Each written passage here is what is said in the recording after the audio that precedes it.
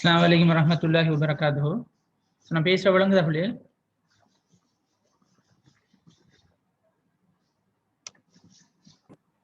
हो sir.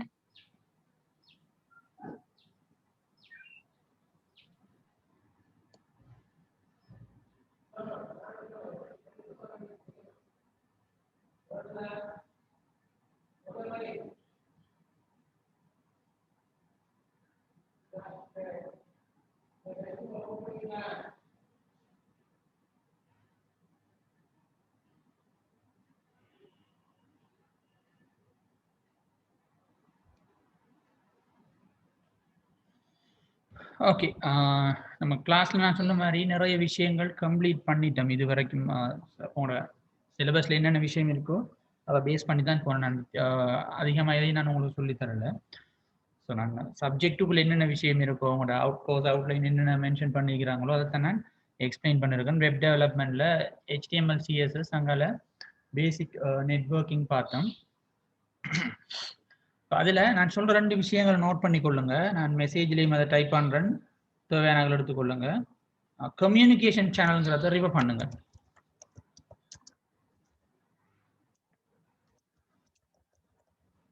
Okay, எக்ஸாக்டா வெறும் அவசியம் இல்லை, சம்டைம் வரலாம். ஓகே, வெறும் என்று சொல்லி நான் கம்பல்சரி சொல்லல, சம்டைம் வரலாம். கம்யூனிகேஷன் சேனல் ஒன்று இருக்கு. ஸோ கம்யூனிகேஷன் சேனல் மீன் நெட்வொர்க்கிங்ல ஒரு ரிசோர்ஸஸ் அல்லது ஒரு இன்ஃபர்மேஷனை ஒரு இடத்துல இருந்து இன்னொரு இடத்துக்கு கொண்டு போறதுக்கு யூஸ் பண்ற சேனல்ஸ் எல்லாமே கம்யூனிகேஷன் சேனல். அதை 2ஆ டிவைட் பண்ணலாம். ஒன்று வயர்ட் சேனல்னு சொல்லி, அடுத்தது வயர்லெஸ் சேனல்னு சொல்லி 2ஆ டிவைட் பண்ணலாம். இப்போ வயர்ட் சேனல் எடுத்துக்கொண்டா அதில் சில கேபிள்ஸ் 2 வரும். ஸோ வயர்லெஸ் சேனல் எடுத்துக்கொண்டா அந்த வயர்லெஸுக்கு யூஸ் பண்ற ஊடகங்கள்ல சில for example Bluetooth is wireless channel. Okay, hotspot. So அதோட ரிலேட்டடான சில விஷயங்கள் வரும். ஸோ கம்யூனிகேஷன் சேனல் என்ன, அதுல இத்தனை டைப் இருக்கு, ஒவ்வொரு டைப்புக்கும் ஒரு 2-3 உதாரணம். அதுல நன்மை தீமை, ஒரு நன்மை ஒரு தீமை, இதுலேயும் ஒரு நன்மை ஒரு ஜஸ்ட் உங்களோட அண்டர்ஸ்டாண்டிங் இருக்கு. நீங்க விளங்கினீங்கன்னு சொன்னா 2-3 நன்மை வேணாலும் நீங்க படிக்காம எழுதுவீங்க, விஷயத்தை விளங்கினீங்கன்னு சொன்னா.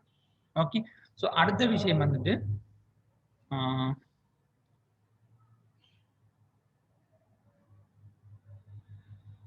ஓகே, நான் போக்கல அடுத்த விஷயங்களை நான் உங்களுக்கு சொல்றேன் என்னதை பார்க்கணும்னு சொல்லி. எக்ஸ்ட்ரா இது நான் உங்களுக்கு டீச் பண்ண இல்லை, பட் உங்களை ஜஸ்ட் சர்ச் பண்ணி ரீட் பண்ணி வச்சுக்கொள்ளுங்க. பெரிய அளவில் படிக்க வேணாம், டீப்பாக படிக்க வேணாம். ஜஸ்ட் நான் இப்போ உங்களுக்கு ஒரு சம்டைம் கிளாஸ்ல குயிசஸ் செய்வேன் தானே, ஒரு கேள்வி தந்தது சம்பந்தமான விஷயங்களை போடுங்க, அது ஷோர்ட்டாக தான் இருக்கும் இல்லையா, அந்த ரேஞ்சுக்கு நீங்க ஷார்ட் லிஸ்ட் பண்ணி எடுத்து வச்சுக்கொள்ளுங்க. அடுத்த விஷயம் பாஸ் பேப்பர். ஓகே, நான் பாஸ் பேப்பர் ஷேர் பண்றேன். நான்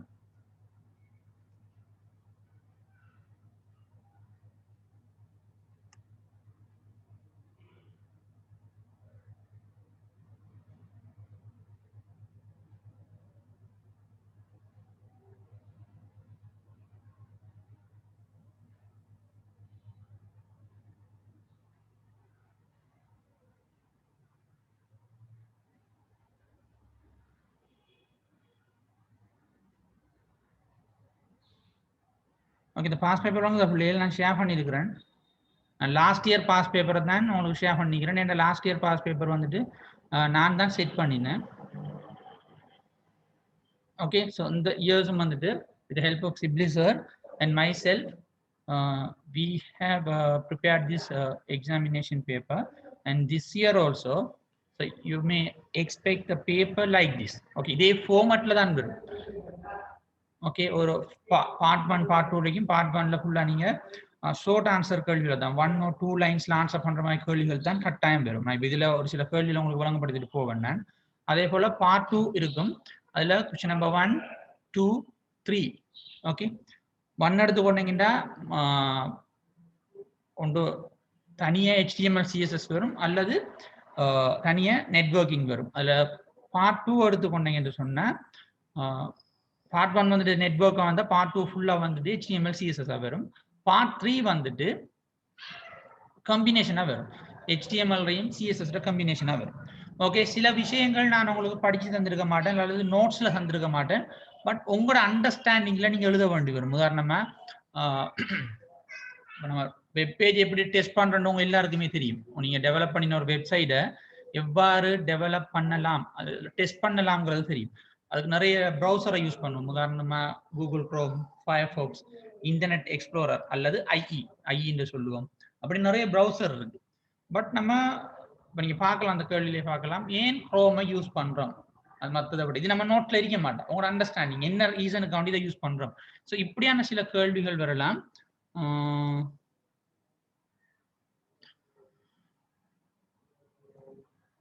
ஃபைனல் வர கேள்வி எக்ஸாக்டா நோட்ஸ் வைக்கிற அப்படியே போடுவேன் அர்த்தம் இல்லை. பட் உங்களோட அண்டர்ஸ்டாண்டிங் எழுத வேண்டி வரும். ஓகே, பட் எல்லாமே அப்படி வேற அவசியம் இல்லை. அநேகமா உங்களோட நோட்ஸ் உங்களை கஷ்டப்படுத்த மாட்டாங்க. உங்களுக்கே தெரியும், ஆன்லைன்ல தான் போகுது. டீச் பண்ற நாங்களும் சரி, லேர்ன் பண்ற நீங்களும் சரி, கடும் பிரச்சனைக்கு மத்தியிலையும் கஷ்டத்துக்கு மத்தியிலையும் தான் படிச்சுட்டு இருக்கிறோம். ஓகே, ஸோ அந்த வகையில் உங்களை கஷ்டப்படுத்த மாட்டாங்க. பட் உங்களுக்கு நாலேஜ் இருக்கணும் இல்லையா? எந்த இடத்துல போனாலும் இந்த சப்ஜெக்ட்ல முடிவு ஒரு வகையில நம்ம பாஸ் ஆனா காணடு கொஞ்சம் பேர் இருப்பீங்க. சரியா? ஒரு சிலாக்கள் தான் இதை விளங்கி இந்த ஃபீல்ட்லேயே போகணுன்னு விரும்புவீங்க. இப்போ ரீசெண்டாக நாங்கள் ஒரு ஸ்டடீஸ் ஒன்று செஞ்சோம். பிள்ளைகள் டேட்டா பிள்ளைகள்கிட்ட பாஸ் அவுட் ஆன பிள்ளைகள்கிட்ட ஸ்டடீஸ் ஒன்று செஞ்சோம். அந்த வந்த ரிசல்ட்ல வந்து அநேகமான பிள்ளைகள் ஜொப் எடுத்திருக்கிறாங்க. எந்த சப்ஜெக்டை வச்சுன்னு சொன்னா ஐடி யூனிட்டால ஒஃபர் பண்ற சப்ஜெக்ட். ஐடி யூனிட்டால ஒஃபர் பண்ற சப்ஜெக்ட்னு பார்த்தீங்கன்னா இங்கிலீஷ் இருக்கு, அடுத்தது ஐடி இருக்கு, அப்படி கொஞ்சம் சப்ஜெக்ட் இருக்கு அதுல. ஸோ அந்த சப்ஜெக்டை வச்சுதான் அநேகமான மற்ற சப்ஜெக்ட்லயும் இருந்து எடுத்திருக்கிறாங்க. பட் அந்த சப்ஜெக்டை வச்சுதான் அநேகமானாக்கள் எடுத்திருக்கிறாங்க. ஓகே, ஸோ நீங்க இப்போ நீங்க இல்லை ஸ்பெஷல் செய்கிறாக்கள் இருக்கலாம் அல்லது ஜென்ரல் செய்கிறாக்கள் இருக்க, மேஜரா சில சப்ஜெக்ட் எடுப்பீங்க.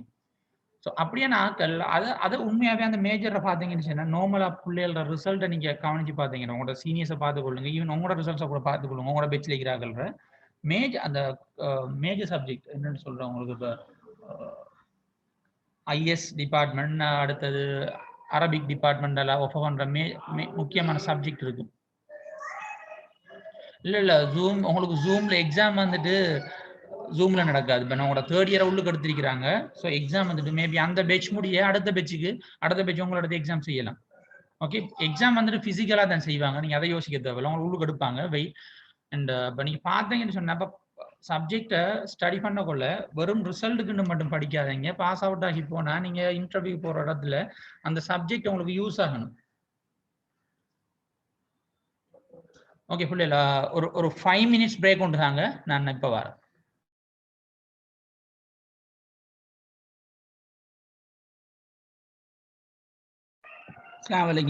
Sorry for the interruption. Okay, so சப்ஜெக்டை படிக்கிறப்போ பிள்ளைகள் நான் இப்பயும் சொல்றேன், நீங்க இப்போ திரும்ப உங்களை படிக்கிறதுக்கு ஆப்பர்ச்சுனிட்டி வரும். இதே சப்ஜெக்டை நீங்க எக்ஸாமுக்கு படிப்பீங்க. ஸோ ஒரு மார்க்ஸுக்கு நீங்க அதை ஸ்டடிஸ் பண்ணாமலுக்கு நீங்க பாஸ் அவுட் ஆக ஜாப் கொண்டு எடுக்கிறதுக்கு அந்த சப்ஜெக்ட் நம்மளுக்கு எந்த வகையில் யூஸ் ஆகும்ங்கிறத யோசிச்சு கொள்ளுங்க. இப்போ நீங்க படிக்கிற சப்ஜெக்டை பாருங்க, உங்களுக்கு எம்எஸ் ஆஃபீஸ் அப்ளிகேஷன் இருக்கு, இன்டர்நெட் நெட்வொர்க்கிங், பேசிக் வெப் டெவலப்மெண்ட் இருக்கு. ஓகே, திரும்ப கிராஃபிக் டிசைன் இருக்கு. இப்போ நான் இந்த சப்ஜெக்ட் அவ்வளோ காமனாக பார்த்தீங்கன்னு வேறு ஐடி படிக்கிற பிள்ளைல பார்த்தீங்கன்னா அவங்க தனியாக சாஃப்ட்வேர் இன்ஜினியரிங், நெட்வொர்க்கிங், அவனோட ஃபீல்டு அது. இது உங்களோட ஃபீல்டு இல்லை. பட் இதில் உங்களுக்கு தார சப்ஜெக்ட் அவ்வளோ எப்படி டிசைன் பண்ணிக்கிறாங்கண்டா, நீங்கள் ஒரு இடத்துல வேலைக்கு போகிறப்போ ஒரு அட்மின் ஆஃபீஸர் வேலைக்கு போனீங்கன்னா இப்படி நம்ம படிக்கிற சப்ஜெக்ட் அவ்வளோ யூஸ் ஆகும், கட்டாயம் யூஸ் ஆகும் ஏதோ ஒரு வகையில். ஓகே, ஒரு லெட்டர் டிராஃப்ட் பண்ண வேண்டி வரணும், அது கட்டாயம் எம்எஸ் ஆஃபீஸ் ஒழுங்கான முறையில் தெரிஞ்சிருக்கணும். ஓகே, அல்லது அவங்களோட ஸ்டாஃப் அட்டண்டன்ஸை மெயின்டைன் பண்ணுறதுக்கு உங்களை இன்சார்ஜ் பண்ணலாம். நீங்க போவீங்க ஒரு வேலைக்கு, அவங்க வேற ஒரு வேலையை தருவாங்க. ஸோ அந்த டைம்ல எக்ஸல் வந்துட்டு உங்களுக்கு யூஸ் ஆகும். இல்லை உங்களோட சுப்பீரியர் அல்லது நீங்க வந்துட்டு ஒரு விஷயத்தை ப்ரெசென்ட் பண்ண வேண்டி வரலாம் ஆடியன்ஸுக்கு. அதாவது நீங்க ஒரு ஃபீல்ட் ஆஃபீஸர் வச்சு கொடுங்க, குரூப் ஆஃப் பீப்புளுக்கு நீங்க அதை ப்ரெசென்ட் பண்ண வேண்டி வரலாம். அந்த இடத்துல எம்எஸ் பவர் பாயிண்ட் வந்து உங்களுக்கு யூஸ் ஆகும். ஓகே, அல்லது உங்களை காமனாக என்ன செய்வாங்க, ஆஃபீஸ் அட்மின் ஆஃபீஸ் போட்டுட்டு சம்டைம் அவங்களோட ஆஃபீஸுக்குரிய வெப்சைட் உங்களை டெவலப் பண்ண சொல்ல மாட்டாங்க, மேனேஜ் பண்ண சொல்லுவாங்க. ஓகே, இந்த கண்டென்ட்டை போடுங்க, அந்த நியூஸ் அப்டேட் பண்ணிவிடுங்க. அது அப்போ உங்களுக்கு HTML பேசிக் நாலேஜ் இருந்தாகும். அடுத்தது அது கூட வெப்சைட்ல நீங்க ஈடுபட்டீங்கன்னு சொன்னா கிராஃபிக் டிசைனிங் தெரிஞ்சிருக்கணும். ஓகே, ஒரு ஃபோட்டோவை ஒரு வெப்சைட் எடுத்து உங்களுக்கு தெரியும், ஃபோட்டோஸ் அண்ட் லெட்டர்ஸ் சேஞ்சஸ் ஒரு வெப்சைட்டை மோஸ்ட்லி நிறைய ஃபோட்டோஸ் வரும், டிசைன் அதை டிசைன் பண்ண தெரிஞ்சிருக்கணும். ஸோ ஒரு ஆஃபீஸ் என்வரான்மெண்ட்டுக்கு போனீங்கன்னா உங்களால் இந்த விஷயங்களை மேனேஜ் பண்ண இயலும்ங்கிற குவாலிஃபிகேஷன் உங்களுக்கு இருக்குங்கிறத காட்டுறதுக்கு தான் உங்களோட அரபிக் ஸ்டூடெண்ட்ஸுக்கு வந்து ஐடியை போட்டுருக்குறாங்க. ஸோ இது வேஸ்ட்டாக போடாது. ஓகே, இப்போ நீங்கள் உங்களோட பிள்ளைகளோட ரிசல்ட்டை பாருங்க, மேஜர் சப்ஜெக்டில் அந்த டிபார்ட்மெண்ட்ல ஆஃப் பண்ணுற எல்லா சப்ஜெக்ட் நல்ல ரிசல்ட்ஸ் எடுத்திருப்பாங்க, A+, ஏன்னு எடுத்திருப்பாங்க. ஐடியை பார்த்தீங்கன்னா பி மைனஸ் சீந்து போய் கிடக்கும். இதுல மனஸ்தாபம் என்னன்னு நீங்க பாஸ் ஆயிடுவீங்க, நீங்க இதுக்கு கொடுக்குற இம்பார்ட்டன்ட் குறையறதால உங்களோட ஓவரால் ஜிபி அது பாருங்க. எந்தெந்த சப்ஜெக்ட் வந்து ஜிபி அக்கௌண்ட் யூஸ் பண்றாங்க. ஓகே, ஸோ நீங்க படிக்கிற வெறும் எக்ஸாமுக்கு மட்டும் படிக்காதீங்க. இது நம்மளுக்கு ஒரு ஜாப் ஒன்று எடுத்துடலாம்ங்கிற நோக்கத்தோடையும் படிங்க. ஓகே, ஸோ இப்போ நம்ம ஓகே இப்போ பாருங்க, பேப்பரை ஷேர் பண்ணிக்கிறோம் பிள்ளைகள். இதுல முதலாவது பதிவு பார்த்தீங்கன்னா 15 கேள்வி இன்க்ளூட் பண்ணிருக்கேன். ஷால் அந்த முறையும் உங்களுக்கு இதே ஸ்டைலில் தான் 15 கேள்விகள் வரலாம். ஒவ்வொரு கேள்வியும் அந்த 15 கேள்விக்கும் 45 மார்க்ஸ் தரலாம். இதே ஸ்டைலில் வரலாம். மேபி 30 அல்லது 45 அதில் அவங்க எதிர்பார்க்குற ஆன்சரை பொறுத்து அவங்க அந்த மார்க்ஸை கூட்டி கொடுப்பாங்க. இந்த முதலாவது பாருங்க, HTML-இல் CSS-ஐ இணைப்பதற்கான 3 முறைகளையும் குறிப்பிடுக. நம்ம ஆல்ரெடி பார்த்துருக்கோம். CSS-ஐ இந்த யார் இந்த எக்ஸாம் திரும்ப வீட்டுக்கு அனுப்புவாங்களா? இது கொஞ்சம் பொறுங்க. முதல்ல இந்த சப்ஜெக்டை முடிஞ்சது, இதோட முடியுதானே, முடிய நீங்க கேட்குற கேள்வியை கேளுங்க, காமனான விஷயங்களை கேளுங்க, டிஸ்கஸ் பண்ணுவோம். ஓகே, HTML-ல CSS இணைப்பதற்கான 3 முறைகளை குறிப்பிடுக. முதலாவது பாருங்க, இப்ப எப்படி இது கொடுத்துருக்காங்க பாயிண்ட்ஸ் வந்து ஒரு கேள்விக்கு 3. ஸோ மேலுக்கு இருக்கிற கேள்விக்கு 3 ஆன்சரே எதிர்பார்க்காங்க. ஸோ 3 ஒரு ஆன்சர் கொடுத்தீங்கன்னா 1 மார்க்ஸ் தான் கிடைக்கும். 3 கொடுத்தீங்கன்னா 3 கிடைக்கும். ஸோ நம்ம பார்த்துருக்கோம் இன்டர்னல் மெத்தட்னு ஒன்று பார்த்துருக்கோம், எக்ஸ்டர்னல், இன்லைன்.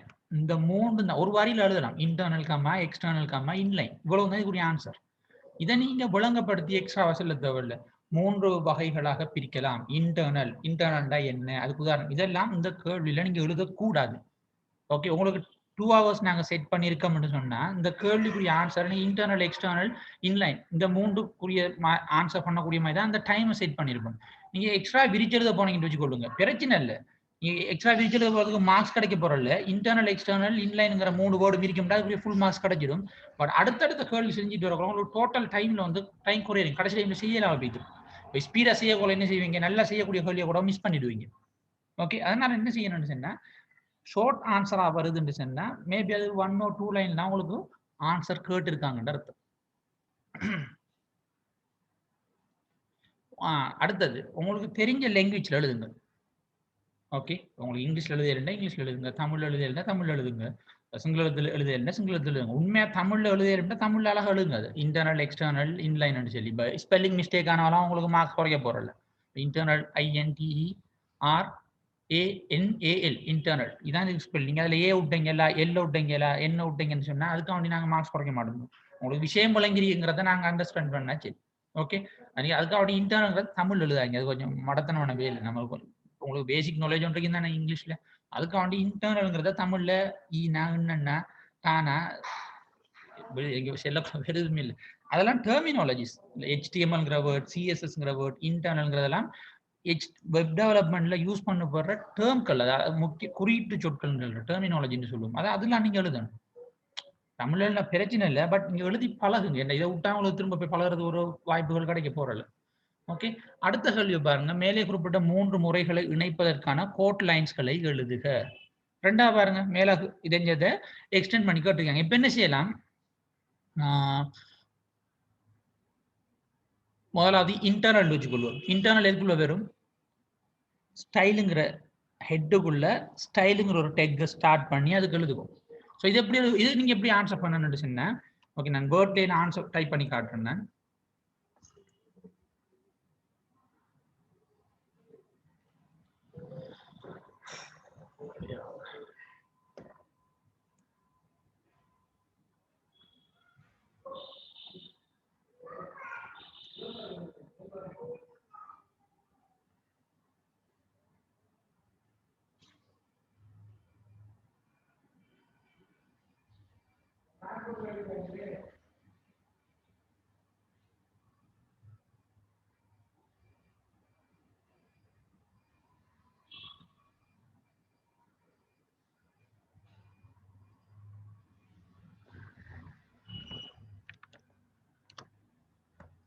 ஓகே, இப்போ நான் 2வது கேள்விக்குரிய ஆன்சரை தான் உங்களுக்கு நான்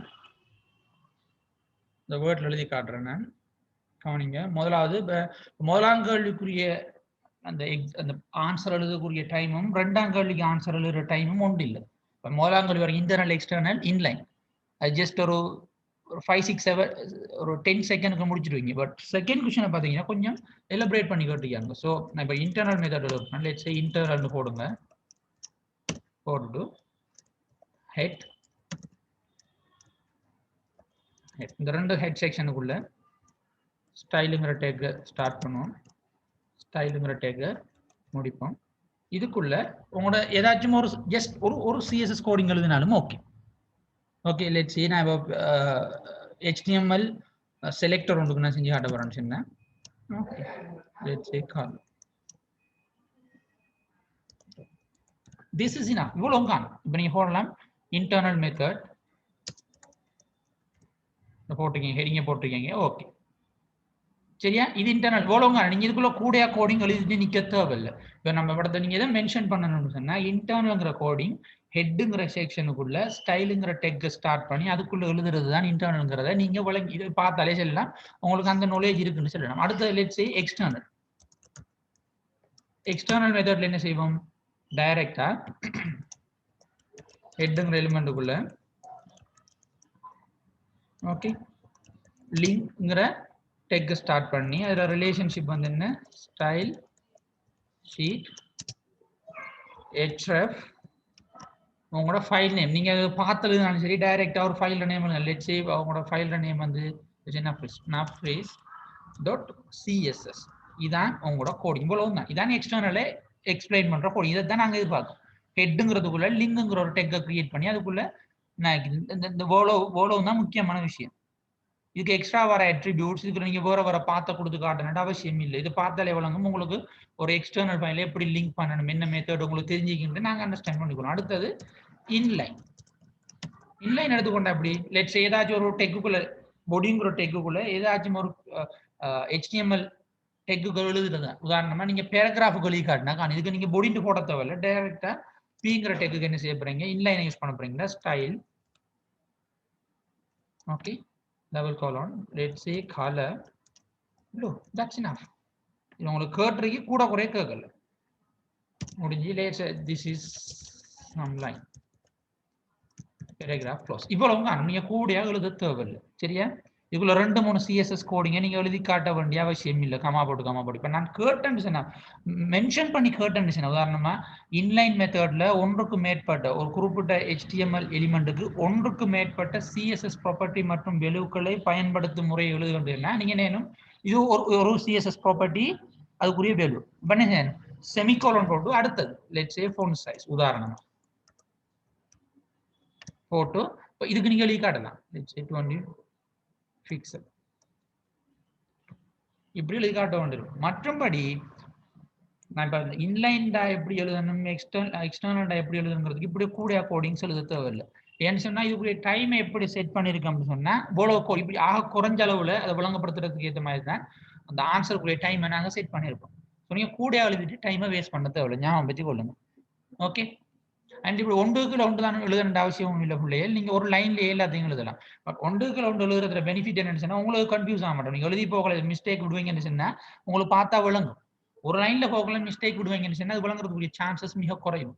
ஓகே ஸோ அதை நீங்க டிசைட் பண்ணிக்கொள்ளுங்க எப்படி எழுதணுங்கிறது.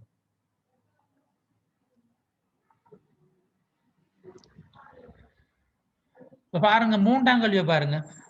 பேராகிராஃபின் font சைஸை 26ஆகவும் font ஃபேமிலியை ஏரியல் ஆக மாற்றுவதற்கான முறையை எழுதுக.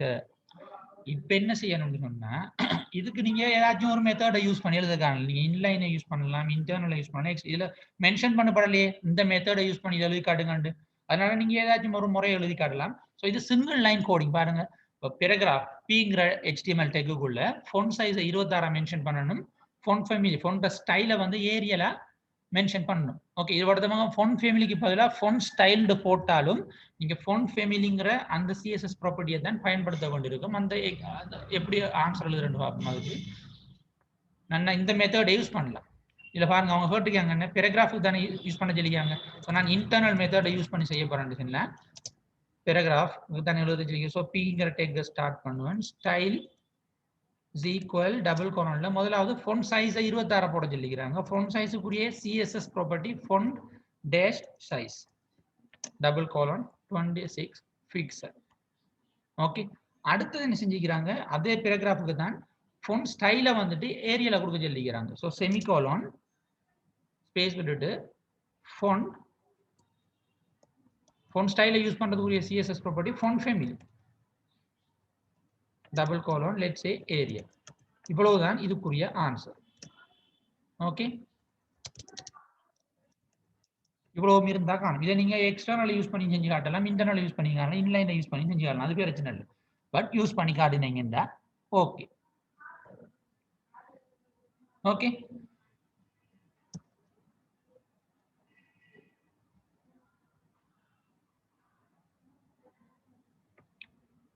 ஓகே. அடுத்தது பாருங்க, HTML5 புதுசா அறிமுகப்படுத்தப்பட்ட இவையும் 4 டெக்களை கேட்டிருக்காங்க. இப்போ நிறைய டெக் வந்து HTML5 இருக்கு. உதாரணமா ஆடியோங்கிறது, வீடியோ, ஆர்டிகிள், செலெக்ஷன், இப்படியே வார டெக் எல்லாமே HTML புதுசாக இன்ட்ரடியூஸ் பண்ணப்படுது. நம்ம தனியாக இதுக்கு ஹெட்டிங் போட்டு படிக்கல, பட் கொமனா உங்களுக்கு நான் சில கோடிங்ஸை வழங்கப்படுத்தக்குள்ள சில டெக்ஸை நான் யூஸ் பண்ணி காட்டினேன். அதையும் சொல்லியிருந்தேன் நான், இது HTML5 யூஸ் பண்ணி இன்ட்ரடியூஸ் பண்ணிக்கிறாங்கன்னு சொல்லியிருக்கேன். ஓகே, ஸோ நீங்கள் என்ன செய்யலாம், ஜஸ்ட் உங்களுக்கு குறைஞ்ச 10 டெக்கை ஞாபகம் வச்சுக்கொள்ளுங்க. புதுசாக இன்ட்ரடியூஸ் பண்ணப்பட்ட HTML ஒரு 10 டெக்கை சர்ச் பண்ணி ஞாபகம் வச்சுக்கொள்ளுங்க. அதில் இந்த ஆடியோ, வீடியோ, ஆர்டிகிள், நேவிகேஷன் உரியது NAB நெப்ங்கிறது, அப்படி ஒரு 10 டெக் ஞாபகம் வச்சுக்கொள்ளுங்க. Maybe sometime you may have some questions regarding that. Okay, அடுத்தது பாருங்க, HTML5 and HTML4க்கும் இடைப்பட்ட வேறுபாடுகள் 2 தருக. 2 டிஃப்ரெண்ட். என்ன வித்தியாசம்? ஒன்று, புதுசா நிறைய டெக்ஸை வந்து HTML5ல இன்ட்ரடியூஸ் பண்ணியிருக்காங்க, ப்ரீடேக் யூஸ் பண்ணியிருக்கிறாங்க. அதுக்கு நீங்க உதாரணம் எழுத தேவையில்லை. உதாரணங்களே புதிதாக வித்தியாசமான டேக்ஸ்களை அறிமுகப்படுத்திருக்கிறாங்கன்னு எழுதலாம். அடுத்தது HTML4 டேக் ஒர்க் பண்றதை விட HTML5 வந்து ஃபாஸ்டா ஒர்க் பண்ணும். இது ரெண்டும் வேறுபாடு, அதை விட இதுல வேறுபாடு. அல்லது HTML5 ஆனது லேட்டஸ்ட் ப்ரௌசருக்கு சப்போர்ட் பண்ணக்கூடியவாறு தயார்படுத்தப்பட்டுள்ளது, அதுவும் வேறுபாடு. ஜஸ்ட் காமன் அண்டர்ஸ்டாண்டிங்ல உங்களுக்கு நீங்க ஒரு சாஃப்ட்வேரை நீங்க யூஸ் பண்ணி பாருங்க, அதை அப்டேட் வந்தா பார்க்கலாம், அதுல என்னென்ன புதுசா அப்டேட் பண்ணியான்னு பார்த்தா புதுசா வந்த போனுக்கு சப்போர்ட் ஆகும் போட்டிருப்பான்.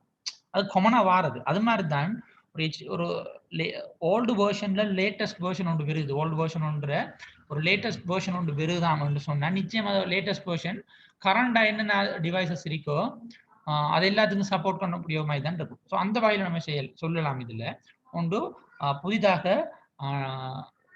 டேகுகள் அறிமுகப்படுத்தப்பட்டுள்ளது. நீங்க உதாரணத்துக்கு தோண்டா ஆடியோ, வீடியோ அப்படின்னு கொடுத்துடலாம். அடுத்தது லேட்டஸ்ட் ப்ரௌசர்களுக்கு சப்போர்ட் பண்ணக்கூடியவாறு உருவாக்கப்பட்டுள்ளது, வேகமாக உள்ளது. இப்படி சில நிறைய அதுல என்ன சொல்றேன் அட்வான்டேஜஸ் நீங்க கொடுக்கலாம். HTML5 அட்வான்டேஜை நீங்க அதுல வேறுபாடுகளாக கொடுக்கலாம். உங்களுக்கு தேவைன்னா நீங்க ஜஸ்ட் சர்ச் பண்ணி பாருங்க, different between HTML5 and HTML4 நிறைய வரும். இப்போ நான் சொன்ன விஷயங்களும் அதுக்குள்ள இருக்கு. அடுத்தது பாருங்க, நீங்கள் தயார் செய்த வெப்பேஜை பரிசீலிக்கும் 4 ப்ரௌசர்களின் பெயர்களை குறிப்பிடுக. இந்த கேள்வி மாறி வரலாம். நீங்கள் தயார் செய்த வெப்சைட் அல்லது வெப்பேஜ் ஒன்றை எவ்வாறு பரிசீலிக்கலாம் என்று கேட்டா நீங்க சிம்பிளா சொல்லலாம், ப்ரௌசர்களை பயன்படுத்தி பரிசீலிக்கலாம். உதாரணமாக 2-3 ப்ரௌசரை கொடுக்கலாம். ஸோ இதுல டைரக்டா எந்த ப்ரௌசரை யூஸ் பண்ணுவீங்கன்னு கேட்டிருக்கு. ஓகே, ஸோ நீங்க சொல்லலாம் குரோம், ஃபயர்ஃபாக்ஸ், அடுத்தது IE, அது மாதிரி நிறைய ஒவ்வொரு ப்ரௌசர் இருக்கு. ஒரு 4 ப்ரௌசர் பேரை கொடுங்க. அடுத்தது வெப்சைட்களை உருவாக்க பயன்படும் 4 எடிட்டர்கள். இது நம்ம ஆல்ரெடி படிச்சிருக்கோம். இது எல்லாமே பாருங்க ஷார்ட் ஆன்சர். 4 எடிட்டர்கள் நீங்க நோட்பேட்++, அடோப் ட்ரீம்வீவர், சப்ளைம், ஆட்டோம், நிறைய எடிட்டர் இருக்கு. இந்த எடிட்டர் நான் உங்களுக்கு ஆரம்பத்திலே சொன்னேன், இந்த எடிட்டர் யூஸ் பண்ணலாம். இது எல்லாமே ஒன் டைம் பழங்கப்படுத்த அளவா சிங்கிள் வேர்ட் ஆன்சர் எல்லாமே. ஓகே, பயாஸ் சொல்லுங்க. நாளைக்கு எத்தனை மணி போற? 2:30 வரது வருவார் என்ன? சரி, ஓகே. டிரைவர் நல்ல தானே சொல்லி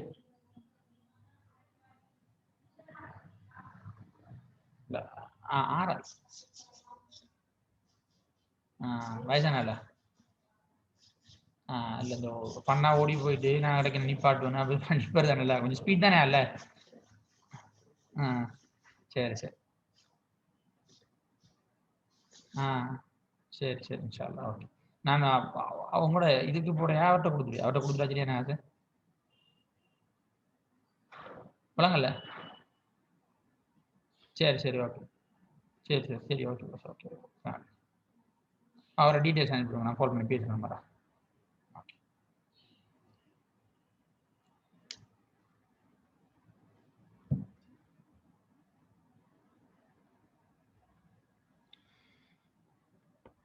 அடுத்த விஷயம் வந்துட்டு 7ஆம் கல்வி 8ஆம் கல்வி ஃபார்ம் ஒன்றை தயார்படுத்தும் போது அதிகமாக பயன்படும் சிஎஸ்எஸ் ப்ராப்பர்ட்டிகளை அதிகமாக ஒரு ஃபார்மை கிரியேட் பண்ணும்போது அதிகமாக பயன்படும் 4 சிஎஸ்எஸ் ப்ராப்பர்ட்டிகளை கேட்டிருக்கு. நீங்க சிஎஸ்எஸ் HTML CSS ஃபார்ம் ஒன்று சர்ச் பண்ணி பாருங்க. அது சிஎஸ்எஸ் கோடிங்கோட தான் வரும்.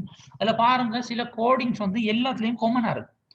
அது உதாரணமா போர்டர், மார்ஜின், அடுத்தது போர்டர் பாட்டம், அந்த போர்டர் பாட்டமே தான் எழுதலாம் நம்ம.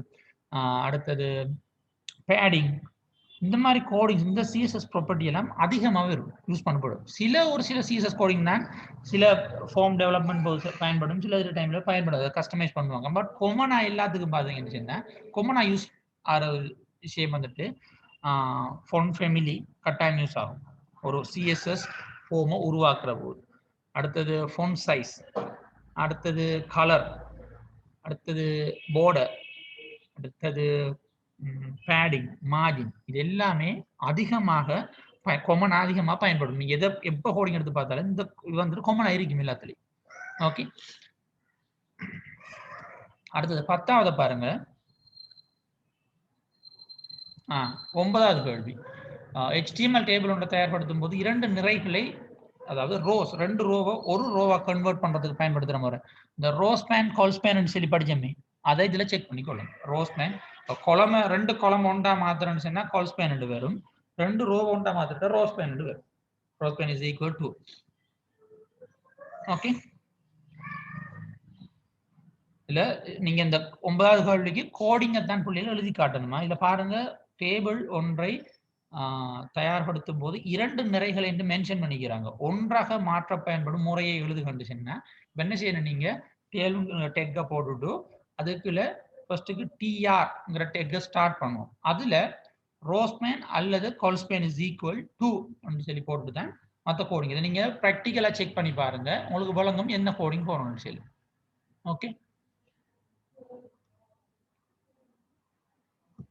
அடுத்தது 10வது சிஎஸ்எஸ்க்கும் HTMLக்கும் இடையில இருக்கிற வேறுபாடுகள் என்ன? 2 கேட்டிருக்கிறேன். ஸோ சிஎஸ்எஸ் வந்துட்டு ஒரு ஸ்டைல் ஷீட்டாக பயன்படும், அதே வேலை HTML வந்துட்டு மார்க்அப் லாங்குவேஜாக பயன்படும். அந்த கேள்வியிலேயே முதலாவது ஆன்சர் அந்த 2 டேர்ம்லையும் HTML CSSங்கிற அந்த 2 வேர்ட்லையுமே முதலாவது ஒரு ஆன்சர் எடுத்துடலாம். சிஎஸ்எஸ் வந்து ஸ்டைல் ஷீட்டாக பயன்படும் வெப்சைட்டுகளில், வெப்பேஜ்களில், அதே நேரம் HTML ஆனது மார்க்அப் லாங்குவேஜாக பயன்படும். அடுத்தது எழுதலாம், சிஎஸ்எஸ் வந்து வெப் பேஜ் ஒன்ற ஸ்டைல நம்மளுக்கு தேவையான லே அவுட்களை மாற்றிக்கொள்ள பயன்படுத்தலாம். வெப் பேஜ் அல்லது வெப்சைட்களோட லே அவுட்களை மாற்றிக்கொள்றதுக்கு பயன்படுத்தலாம். HTMLங்கிறது கண்டென்ட் அல்லது ஆப்ஜெக்ட்களை வெப் பேஜில் கொண்டாந்து வச்சு கொள்றதுக்கு. ஓகே வெப் பேஜில் ஆப்ஜெக்ட் அல்லது கண்டென்ட்களை டிஸ்பிளே செய்யறதுக்கு தான் HTML பயன்படுத்துவோம். சிஎஸ்எஸ்ங்கிறது ஒரு பேஜில் அல்லது ஒரு வெப்சைட்ல லே அவுட்டை தீர்மானிக்கிறதுக்கு பயன்படுத்துவோம். ஸோ HTML-ஓட சம்மந்தப்பட்ட கேள்விகள் இந்த மாதிரி வரலாம்.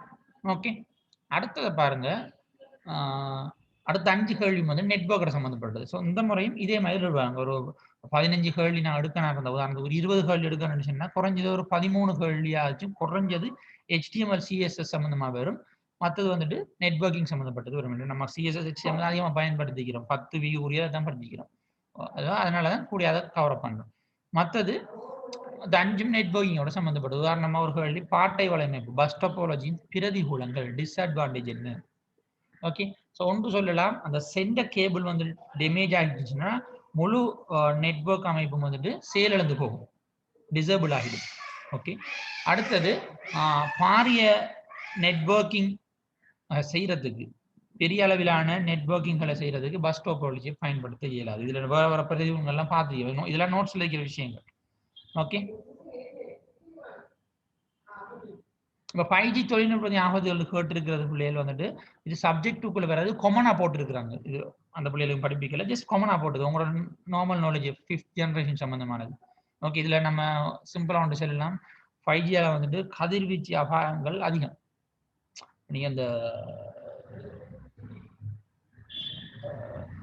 கொரோனாவை ஒரு வைரஸ் சொல்றாங்க, அதே நேரம் வேற சில வெப்சைட்ல எழுதிக்கிறாங்க 5Gங்கிற டெக்னாலஜியை டெஸ்ட் பண்றப்போ தான் அந்த கதிர்வீச்சால தான் அந்த வைரஸ் உருவானு சொல்லி ஒரு கதை ஒன்று இருக்கு.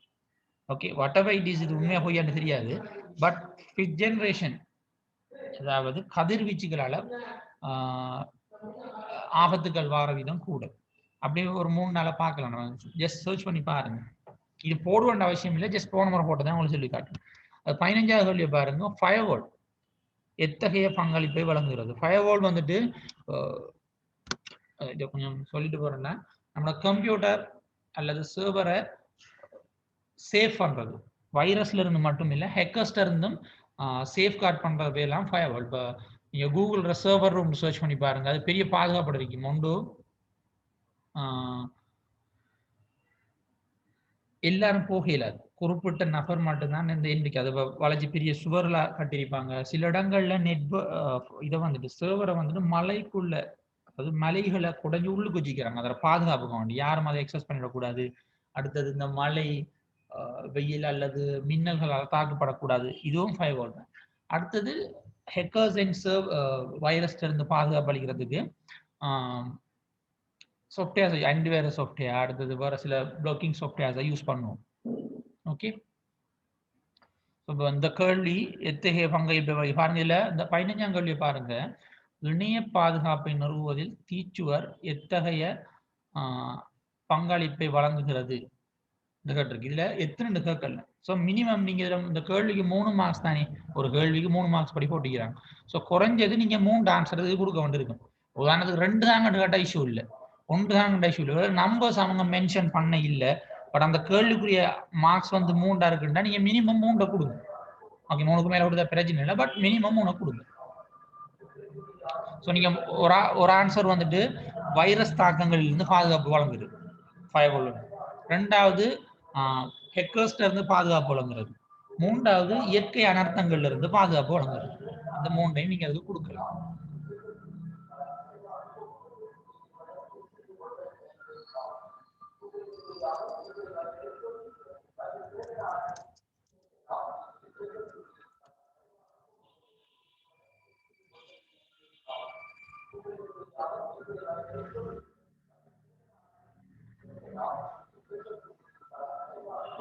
கேள்வி 11ஆம் கேள்வி, சாரி 11ஆம் கேள்வி மிஸ் பண்ணிட்டேன். தனிநபர் வலையமைப்புடன், தனிநபர் வலையமைப்புடன் சொல்லப்படுகிறது பிரைவேட் நெட்வொர்க்.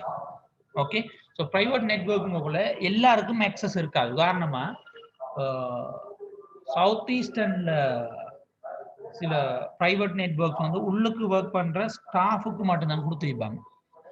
ஸோ நீங்க இந்த நெட்வொர்க் எடுத்துக்கொண்டீங்கன்னா அதை யூஸ் பண்றாங்களோட வீதம் குறைய இல்லையா. பிரைவேட் நெட்வொர்க் குறிப்பிட்ட கொஞ்சம் பேர் தான் அதை பயன்படுத்துறாங்க, அதை யூஸ் பண்றாங்களோட வீதம் குறைய, எல்லாரும் பயன்படுத்தல.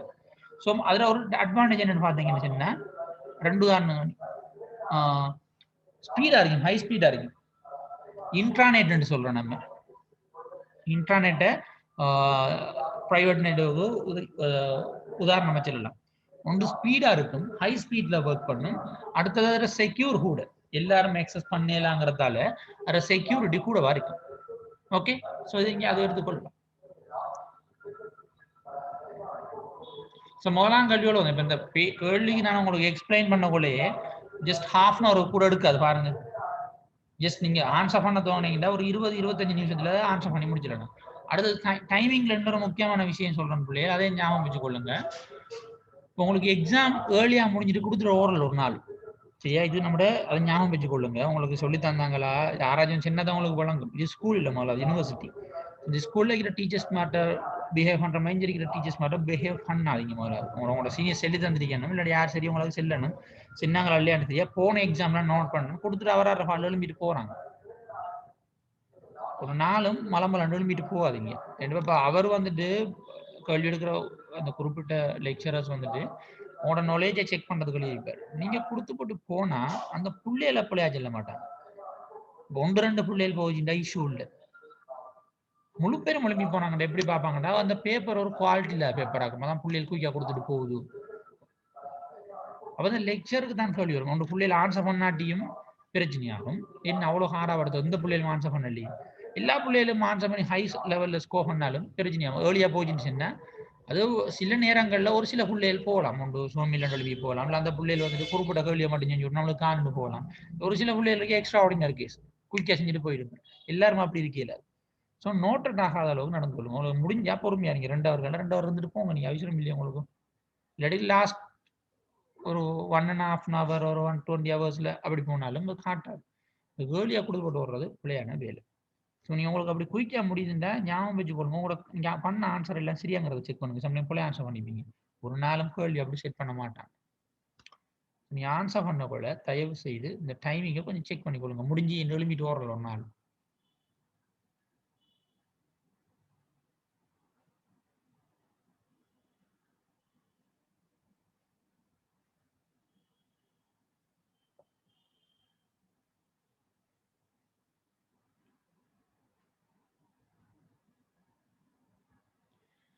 ஓகே, அடுத்த பிள்ளைகள் இப்ப நீங்க இப்ப இந்த உங்களுக்கு இந்த தேடி படிக்கிற தன்மை ஒன்று இருக்கணும். எல்லாத்தையும் என்கிட்ட மெசேஜ் பண்ணி கேட்டுக்கு நிக்காதீங்க. ஒரு சில ஆட்கள் என்ன செய்றீங்கன்னா கொஸ்டின் பேப்பர்ல முழுது எங்க இருக்கீங்க ஒவ்வொன்றாவே இருக்குது. நாளைக்கு 10-15 மெசேஜ் பண்றீங்க. இந்த கேள்விக்கிட்ட நான் படிச்சு தந்தேன்னு சொன்னா அந்த கேள்வி உண்மையா படிச்ச விஷயத்துக்குள்ள இருக்கும். அப்ப நீங்க படிச்ச விஷயத்துல இருக்கிற நோட்ஸ் எதிர்பார்க்கணும். ஒருவேளை இந்த விஷயம் சார் படிச்சு தரல இதில் இருக்கேன்னு எதிர்பார்த்தீங்கன்னு சொன்னா அதை கேளுங்க. அப்படி இல்லையா அந்த கேள்வி உங்களுக்கு நீங்களா சர்ச் பண்ணி படிங்க. எல்லாத்தையும் என்னோட கேட்டுக்கு நிக்க வேணாம். ஓகே, உங்களுக்கு எல்லாம் டீச் பண்ணி உங்களுக்கு ஜூம் செஷனும் செஞ்சிருக்கிறேன், நான் குயிசஸும் செஞ்சிருக்கேன், நான் அங்கால தனியாக வீடியோவும் செஞ்சிருக்கிறேன். இது எக்ஸஸ் பண்றாக்கள் உங்களோட பெட்சில் வந்து கடும் குறையாது. எனக்கு அந்த பெர்சன்டேஜை பார்த்து அவ்வளோங்கிறது எடுத்து படிக்கிறார்கள் குறையுன்னு சொல்லி. ஸோ நிறைய பேர் என்ன செய்றீங்கன்னா நோட்ஸையும் பார்க்கல, நான் அந்த வீடியோஸையும் பார்க்கல, ஜஸ்ட் அவடத்த போகிற பேப்பர் எடுக்கிற 1 hour படிச்சு முடிச்சா நினைச்சிட்டு இருக்கிறீங்க. நீங்க உங்களோட சப்ஜெக்டுகள் ஃபெயில் ஆனால் நான் பொறுப்பு இல்லை, அதை ஞாபகம் வச்சுக்கொள்ளுங்க. நீங்க தான் பொறுப்பு. ஏன்னா நிறைய பேர் படிக்கலங்கிறது எனக்கு நல்லா தெரியும். ஈவன் குயிஸ் கூட நிறைய பேர் செய்யல. லாஸ்ட் டைம்ல வருவீங்க, அதுக்கு நாங்கள் ஒன்றும் செய்யலை. அது எந்த எக்ஸ்கியூஸும் அதில் கிடைக்காது. எல்லார்டையும் ஸ்மார்ட் ஃபோன் இருக்குன்னு எங்களுக்கு தெரியும். எல்லாருக்கும் இன்டர்நெட் எக்ஸஸ் இருக்குங்கிறதும் தெரியும். ஸோ கடைசி டைம்ல வந்து யாரும் உதவிகள் எடுக்காது, ஞாபகம் வச்சுக்கொள்ளுங்க. பிறகு வந்து கவலைப்பட்டும் வேலை இல்லை. ஏன்னா உங்களுக்கு மேக்ஸிமம் எவ்வளோ ஹெல்ப் பண்ணலுமோ அந்த அளவுக்கு எங்களோட சைட்டான நாங்கள் ஹெல்ப் பண்ணிக்கிட்டு தான் இருக்கோம் இந்த ஆன்லைன்ல ஸ்டடீஸை கொண்டு போகிறது. ஓகே,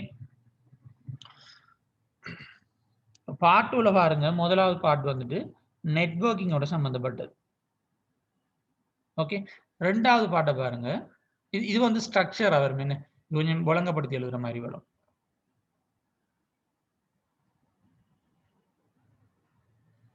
ரெண்டாவது பார்ட்டை பார்த்தீங்கன்னா ஃபுல்லா HTML CSS ஓட சம்பந்தப்பட்ட விஷயங்கள். HTML ஒன்று முதலாவது கேள்வியை பாருங்க. ஒன்று அவுட்புட்டை தந்திருக்காங்க, அதுக்குரிய கோடிங் எழுத சொல்லிக்கிறாங்க. இதுல முதலாவது பாருங்க, இதுல CSSங்கிற எதுவுமே அதுல கேட்டிக்காங்க. HTML மற்றும் CSS கோடுகளை எழுதுன்னு சொல்லி கேட்டிக்காங்க. பட் CSS யூஸ் பண்ண ஒரு ஃபார்ம் மாதிரி பார்த்தா இது வழங்கல் ஜஸ்ட் ஒரு HTML யூஸ் பண்ண மாதிரி தான் இருக்கு. ஸோ நீங்க கெஸ் பண்ணலாம், ஒருவேளை இந்த சப்மிட் பட்டன் பார்க்கறதுக்கு கொஞ்சம் பெருசாகவும் அதில் கோனர் எல்லாம் வந்துட்டு சர்க்கிளாகவும் இருக்கும்னா நீங்க கன்ஃபார்ம் பண்ணிக்கொள்ளலாம் இந்த இடத்துல CSS யூஸ் பண்ணப்பட்டு இருக்குங்கிறது. கலர்ல நம்ம ஹார்ட் இல்லாது இந்த டெக்ஸ்ட் பாக்ஸ் இந்த பாஸ்வேர்ட் பாக்ஸ் எல்லாம் பார்க்கறதுக்கு பெருசாகவும், அடுத்தது நம்ம வருது பாஸ்வேர்டுன்னு இருக்கு, இந்த இடத்துல இதை வளைச்சு வர ஸ்பேஸ் கூடுதலாகவும் இருக்கும்னு சொன்னா அந்த இடத்துல CSS யூஸ் பண்ணிக்க. அப்படி கெஸ் பண்ணி தான் எழுதப்பட்டிருக்கு. பட் அதிகமா அந்த அளவுக்கு உங்களை போட்டு பாட்ட மாட்டாங்க. நார்மலா நீங்க பார்த்துட்டு போங்க. ஒரு ஃபார்ம் எப்படி செய்யற அல்லது ஒரு டேபிள் எப்படி செய்யறங்கிறத பார்த்துட்டு போங்க. ரெண்டாவது வந்துட்டு அவுட்புட் அந்த கோடிங்ஸை தந்துருக்காங்க. தந்துட்டு அதுல இருக்கிற எரரை செக் பண்ண சொல்லியிருக்காங்க.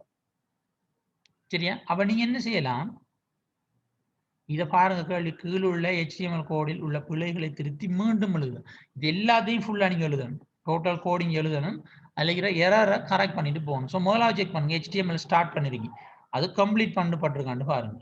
எஸ், கம்ப்ளீட் பண்ணப்பட்டிருக்கு. ஸோ அதுல எந்த இஷ்யூவும் இல்லை. அடுத்தது ஹெட்டை ஸ்டார்ட் பண்ணியிருக்காங்க, அதை முடிச்சிருக்காங்களா? எஸ், முடிச்சிருக்காங்க. இந்த சேம் டைம் அதில் ஸ்பெல்லிங் செக் பண்ணிக்கணும். ஒருவேளை ஏ தூக்கி மாறி போடலாம். அந்த பிழை தான் நீங்க கண்டுபிடிக்கணும். இப்போ ஹெட்டுக்குள்ள பாருங்க டைட்டில்ங்கிறது ஸ்டார்ட் பண்ணிக்கிறாங்க. This my first ever web page. பாருங்க டைட்டில் கம்ப்ளீட் பண்ணப்படல. ஸோ அடுத்த க்ளோசிங் டேக் கொண்டு கட்டாயம் பெறணும். ஸோ முதலாவது எரர். அடுத்தது பொடியை ஸ்டார்ட் பண்ணியிருக்காங்க, அதை கம்ப்ளீட் பண்ணிக்காங்கன்னு பாருங்க. பாருங்க பொடி கம்ப்ளீட் பண்ணப்படலை. ஸோ HTMLங்கிற க்ளோசிங் டேக்கு மேலே பொடிங்கிறது பாருங்க ரெண்டாவது எரர். ஸோ இந்த எரர் வார இடங்களை முதல்ல நீங்க என்ன செய்யுங்க, நோட் பண்ணுங்க. உங்கள்கிட்ட பேப்பர்ல பக்கத்தில் எழுதி வைங்க, நோட் பண்ணி வச்சு போட்டு ஃபைனலா அவ்வளோத்தையும் பார்த்து ஃபுல்லாக எழுதுனீங்களா சரி. ஸோ அப்படி ஒவ்வொரு லைனை செக் பண்ணிட்டு வாங்க. இப்போ பொடி ஸ்டார்ட் பண்ணிடு, ஓகே H1 ஸ்டார்ட். இதை பாருங்க இது H1 இல்லை H போட்டுப்பட்டு அடுத்து ஸ்பெல்லிங் மிஸ்டேக் ஒன்று இருக்கு, இதை மாற்ற வேண்டியிருக்கு. அடுத்த எரர் எடுத்துக்கொள்ளுங்க. இப்படி லைன் பை லைனை செக். இந்த நம்ம இந்த பேராகிராஃபை நீங்க செக் பண்ண வேண்டிய அவசியம் இல்லை பிள்ளைகள். நான் கேட்டிருக்கிறது HTML கோட்ல இருக்கிற மிஸ்டேக்ஸை மட்டும்தான். அந்த பேராகிராஃப்ல மிஸ்டேக்ல இருக்கான்னு நீங்க பார்க்க வேணும். இந்த பாருங்க டைட்டில் இஸ் ஈக்குவல் வீடியோ ஒன்று ஸ்டார்ட் பண்ணிக்கணும், பட் டபுள் கொட்டேஷன் போட்டு நான் முடிக்கல. ஸோ இந்த இடத்த நீங்க கட்டாயம் மென்ஷன் பண்ணணும். அடுத்தது H3 ஸ்டார்ட் பண்ணிக்கிறேன், அடுத்த H3 முடிகிறதுக்கு பதிலாக திரும்ப H4 போட்டிருக்கிறேன். இது ஒரு எரர். அவுட்புட்ல உங்களுக்கு எரர் காட்டாது, பட் நீங்க எதிர்பார்த்த மாதிரி அவுட்புட் இருக்க மாட்டேன். ஸோ அடுத்தது ஆர்டர்ட் லிஸ்ட்டை ஸ்டார்ட் பண்ணிருக்கேன் பாருங்க. ஸோ அதை நான் முடிக்கல. அடுத்த லிஸ்ட் ஐட்டம் ஸ்டார்ட் பண்ணிருக்கிறேன், அதை முடிக்கல. சொந்த விஷயங்களை தான் நீங்க இதுல செக் பண்ணணும். ஒவ்வொரு லைனை செக் பண்ணுங்க. அப்பதான் இந்த கேள்விக்குரிய டோட்டல் ஆன்சரை உங்களால எடுக்க. சி பாட்டை பாருங்க. சி பாட்டு எடுத்துக்கொண்டீங்க, இதுல கேள்வி வந்திருக்காங்க, இதுக்குரிய அவுட்புட் எழுதி எழுதிக்காங்க சரியா. ஸோ நீங்க தான் அவுட்புட்டை டிசைன் பண்ண வேண்டியிருக்கு. இது கொஞ்சம் டைம் எடுத்து ஆறுதலா செய்யுங்க, அவசரப்படுத்த தேவையில்லை. ஒவ்வொரு கோடிங்கா பார்த்து எத்தனை கோடிங் வருது பாருங்க. இல்லைன்னா வருது பாருங்க, டிடி ஸ்டார்ட் பண்ணி டிடியை முடிச்சிருக்கேன்னு வருது, இதுக்குள்ள எதுவுமே வரலண்டா ஒரு பிளாங்க் செல் ஒன்று இருக்குன்ற அர்த்தம். ஸோ நீங்க முதலாவது ஒரு டேபிள் சம்மந்தப்பட்டதுங்கிறதால நீங்க முதலாவது டிசைட் பண்ணணும் எத்தனை ரோ இருக்குங்கிறத கன்ஃபார்ம் பண்ணணும். ஓகே, டிஆர் ஸ்டார்ட் பண்ணப்படுது, டிஆர் படுத்த முடியுது. So first row. TR start பண்ணப்படுது, டிஆர் முடியுது செகண்ட் ரோ. டிஆர் ஸ்டார்ட் பண்ணப்படுது அண்ட் டிஆர் வருது தேர்ட் ரோ. இப்படி முதல் எத்தனை ரோ இருக்குன்னு பாருங்க. அதே போல எத்தனை கொலம் இருக்குன்னு பாக்குறதுக்கு TH1 TH ஸ்டார்ட் பண்ணி முடியுது 2, TH ஸ்டார்ட் பண்ணி முடியுது 3, TH ஸ்டார்ட் பண்ணி முடியுது 4, TH ஸ்டார்ட் பண்ணி 5 and 6, 6 கொலம். ஸோ இப்போ வரப்போற டேபிள் வந்து 5 ரோவும் 6 கொலமும் கொண்டது. ஓகே, அதை நீங்க எழுதுங்க. ஜஸ்ட் நீங்க டேபிள் ஒன்றை ட்ரா பண்ணிட்டு உள்ளுக்கு எந்தெந்த செல்லுக்குள்ள வருது பாருங்க. ஃபர்ஸ்ட் ரோல வர எல்லா செல்லுக்குள்ளேயும் கண்டென்ட் ஒன்று இருக்கு. Time of days Monday, Tuesday, Wednesday, Thursday, ஃப்ரைடேன்னு இருக்கு. செகண்ட் ரோக்கு வந்தீங்கன்னு சொன்ன பிள்ளைகள் டைம் ஒன்று ஸ்டார்ட் பண்ணுது முடியுது. ஓகே, அந்த இந்த இதுக்கு கீழே ஒரு கண்டென்ட். பட் அடுத்த மண்டேக்கு கீழே எதுவும் பெறல. என்னாகி டியூஸ்டேக்குள்ளேயும் எதுவும் பெறல. வெட்னஸ்டேக்குள்ள ஒரு சப்ஜெக்ட் வருது, தேர்ஸ்டேக்குள்ள இல்லை, ஃப்ரைடேக்குள்ள இல்லை. ஸோ இதை நீங்க 1 by 1 செக் பண்ணி போடணும். ஒருவேளை நீங்க பிளேஸை மாத்தி போட்டீங்கன்னா வெட்னஸ்டேக்குள்ள வர வேண்டிய சப்ஜெக்டை நீ பை மிஸ்டேக் தேர்ஸ்டே போட்டீங்கன்னு சொன்னா உங்களோட அவுட்புட் போல அதுக்குரிய மார்க்ஸ் குறைக்கப்படும். ஸோ கொஞ்சம் டைம் ஸ்பெண்ட் பண்ணி படத்தை கொஞ்சம் டைம் இது கோடிங் தானே 1 by 1 செக் பண்ண வேண்டியிருக்கு. பட் ஈஸியா இருக்கும் உங்களுக்கு இது. அடுத்தது மூன்றாவதுல பாருங்க, வெப் பேஜோட சம்பந்தப்பட்டது HTML CSS சம்பந்தப்பட்டது ஏ பார்ட். வெப் பேஜ் இன்டர்நெட் வருது, இன்டர்நெட் எக்ஸ்ப்ளோரர் வரும். IE இன்டர்நெட் எக்ஸ்ப்ளோரர் டெஸ்ட் பண்ணுவதை விட அல்லது பரிசோதிப்பதை விட குரோமில் பரிசோதிப்பது சிறந்தது, இக்கூற்றை விளக்குக அப்படின்னு சொல்லியிருக்கு. இப்போ நீங்க என்ன சொல்லலாம்னு சொன்னா, இன்டர்நெட் எக்ஸ்ப்ளோரர் வந்துட்டு ஓல்டர் வெர்ஷன், அதாவது இன்டர்நெட் எக்ஸ்ப்ளோரர் 10க்கு பிறகு அது அட்வான்ஸ் வெர்ஷன் வேற இல்லை. குரோம் வந்துட்டு அடிக்கடிய, அதாவது குறிப்பிட்ட காலத்துக்கு ஒருக்கா அதை அப்டேட் பண்ணிட்டே வராங்க. அதே டைம்ல HTML CSSல உருவாக்கப்பட்ட ஒரு வெப் பேஜ் ஆனது அந்த HTML CSS வந்துட்டு அப்டேட் ஆகிட்டு வருது. HTML 4.0, HTML 5.0, 5.1, அது மாதிரி CSS 2.0, CSS 3.0 அப்படியே அப்டேட் ஆகி வந்துகிட்டே இருக்கு. அதே போல ஏனைய வெப் லாங்குவேஜ் PHP அந்த விஷயங்களும் வந்துட்டு அப்டேட் வந்துகிட்டே இருக்கு. ஸோ நம்ம வெப் பேஜ் ஒன்றை டெவலப் பண்ற டைம்ல அந்த வெப் பேஜுக்கு பயன்படுத்தப்பட்ட CSS HTML ஏனைய வெப் கோடிங்ஸ் வந்துட்டு ஓல்டர் வெர்ஷனுக்கு சப்போர்ட் பண்ணாது. அதனால அது, அதாவது குரோம் ஃபயர்ஃபாக்ஸ் வந்துட்டு அடிக்கடி அப்டேட் பண்றதால HTML CSSல எல்லா வெர்ஷனுக்கும் சப்போர்ட் பண்ணக்கூடிய மாதிரி இருக்கு. ஆகையால HTML இதை பயன்படுத்துறாங்கங்கிறத ஜஸ்ட் ஒரு 4-5 லைன்ஸ்ல நீங்க எக்ஸ்பிளைன் பண்ணீங்கன்னா சரி. அதான் நான் சொன்ன விஷயம். ஓகே, அடுத்தது இன்னொரு விஷயம் இன்க்ளூட் பண்ணலாம். ஒரு வெப் பேஜ் ஆனது ஐல ரன் பண்றதை விட குரோம்ல ரன் பண்றது ஸ்பீடா இருக்கும். அதையும் நீங்க ஞாபகத்துல வச்சுக்கொள்ளுங்க. ஓகே, அந்த வெப் பேஜ்ல லே அவுட்ஸ் எல்லாம் வந்துட்டு எக்ஸாக்டா நீங்க எதிர்பார்த்த மாதிரி குரோம்ல கிடைக்கப்படும். ஓகே, ஸோ அந்த விஷயத்த நீங்க ஞாபகம் வச்சுக்கொள்ளுங்க. அண்ட் இதையும் பார்த்துக்கொள்ளுங்க. இப்போ நான் குரோம்ல உங்களுக்கு காட்டிருப்பேன்.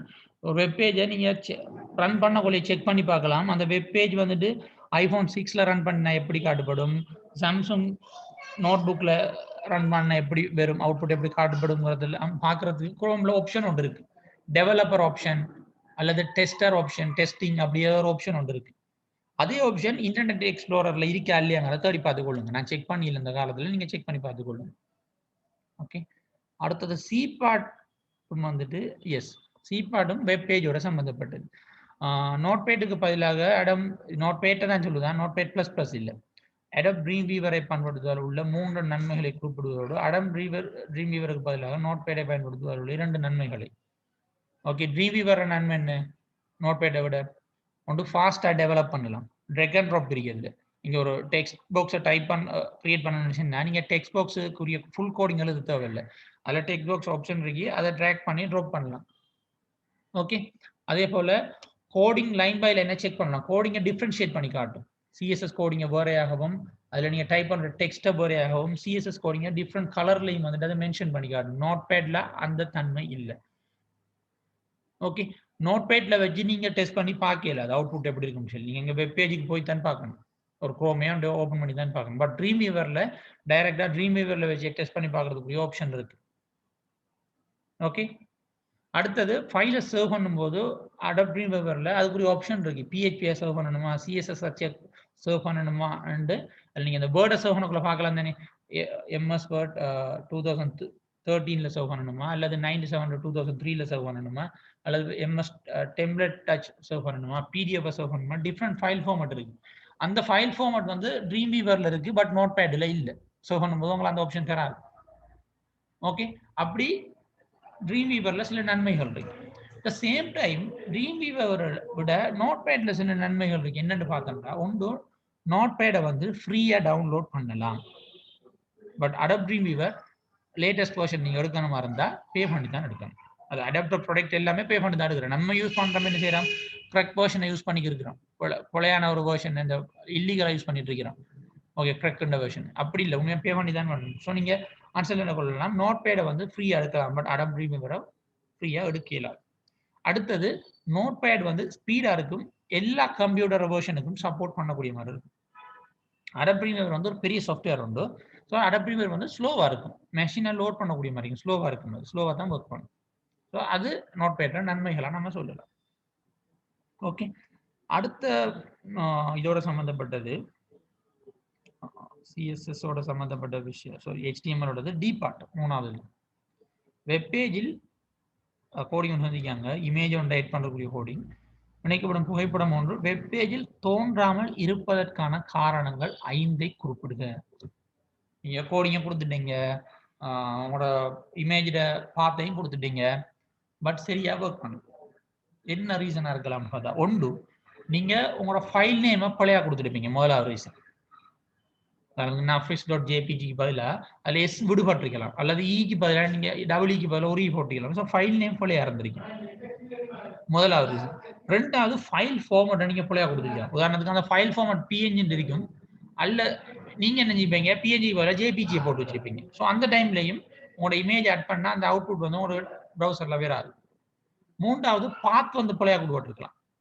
அந்த பாத் விஷயம் நான் ஆரம்பத்தில் உங்களுக்கு எக்ஸ்பிளைன் பண்ணியிருந்தேன் எப்படி இருக்கணுங்கிறது. ஸோ ஃபைல் பாத் வந்துட்டு பிழையாக இருக்கலாம். நாலாவது ப்ரௌசர் வந்துட்டு அந்த பிக்சருக்கு சப்போர்ட், அந்த இமேஜுக்கு ப்ரௌசர் சப்போர்ட் பண்ணாமலுக்கு இருக்கலாம். சில நேரங்களில் சில இமேஜஸ் வந்துட்டு ஐக்கு சப்போர்ட் பண்ணாது. ஓகே, ப்ரௌசர் வந்துட்டு சப்போர்ட் பண்ணாமலுக்கு இருக்கலாம்.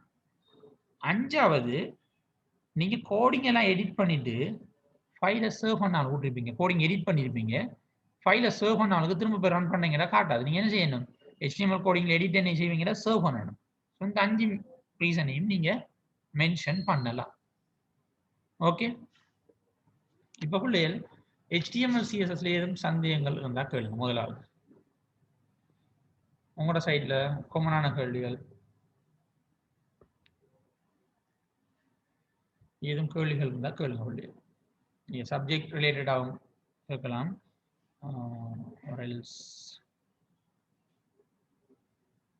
காமனா சப்ஜெக்ட் நம்மளோட எக்ஸாம் சம்பந்தமா எதுவும் வேண்டாலும் நீங்க இப்ப கேட்கலாம், கேட்டுக்கொள்ளுங்க. குயிக்கா முடிப்பாங்க. ஜும்மா டைம் வருது, நிறைய பேர் ஜும்மா போறான்னு மெசேஜ் போடுறாங்க. உண்மையை தான் போடுறாங்க.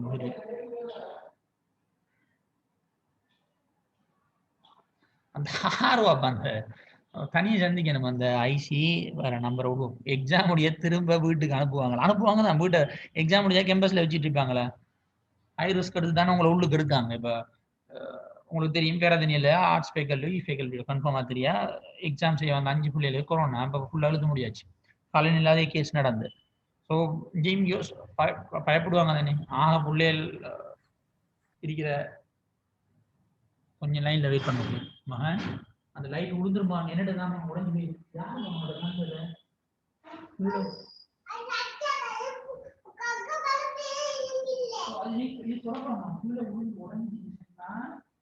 காலில் வந்து காயம் வந்து டாக்டர்கிட்ட போய் ஊசி போட்டு போமா போமா நீங்க கீழே போனா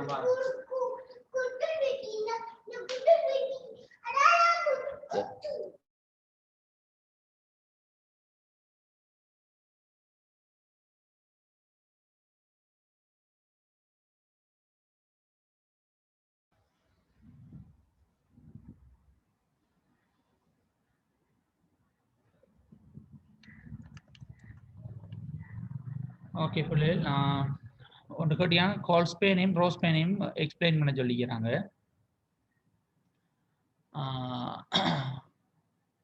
ரெண்டு ரோவை ஒரு ரோவா கன்வெர்ட் பண்ணப்படணும் அல்லது 3 ரோவை ஒரு செல்லா மாற்றணும் சொன்னா உங்களுக்கு அந்த மர்ஜிங்கிற கான்செப்ட் பார்த்துருப்பீங்கன்னு நினைக்கிறேன். இதுல வேர்ட்ல பார்த்துருப்போம். ஒரு டேபிளை கிரியேட் பண்ணிட்டு மோர் தென் ஒன் செல்ல ஒரு செல்லா கன்வெர்ட் பண்றது, அல்லது 2 காலமா ஒரு காலமா கன்வெர்ட் பண்றது, அல்லது 2 ரோ அல்லது 3 ரோவை ஒரு ரோவா கன்வெர்ட் பண்றது. அப்படி கன்வெர்ட் பண்றதுக்கு யூஸ் பண்றது அந்த காலம் ஸ்பேன் ரோ ஸ்பேன் சொல்லிட்டு. நான் எக்ஸாம்பிளோட இதில் கோடிங் எல்லாமே நான் சகலதும் போட்டிருக்கிறேன். சகலதும் அதுக்குரிய அவுட்புட் கோடிங் எல்லாமே VL அந்தந்த வீக்ல போட்டிருக்கேன். நீங்க எடுத்து பார்த்தாலே விளங்கும் அதுக்கு என்ன கோடிங் எப்படி யூஸ் பண்ணிக்கன்னு சொல்லி. ஓகே, ஸோ 2 ரோவை வந்துட்டு ஒரு ரோவா நீங்க கன்வெர்ட் பண்ணணும்னு சொன்னா TR space row span is equal double கோலனுக்கு 2 போடணும். 3 மாத்தணும்னு சொன்னா ரோ ஸ்பேன் இஸ் ஈக்குவல் 3 போட வேண்டியிருக்கும். நீங்க ஒரு அந்த VL பார்த்துக்கொள்ளுங்க.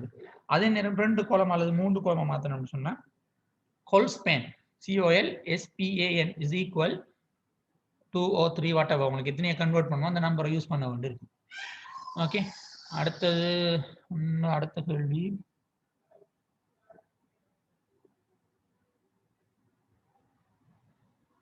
ஜென்ரல் இப்போ நான் வந்துட்டு இப்போ சம்டைம் நான் பார்ட் 1ல போட்ட கேள்வியை பார்ட் 2ல கேட்கலாம். இப்போ பார்ட் 1ல பார்த்தேன்னா உங்களுக்கு எப்படி கேள்வி கேட்டிருந்தேன்? ஒரு கேள்வி கேட்டிருந்தேன், CSS HTML இணைக்கிற 3 முறைகளும் எவைகள் ஒரு கேள்வி கேட்டிருந்தேன். அதுக்கு அடுத்த கேள்வி போட்டிருந்தேன்,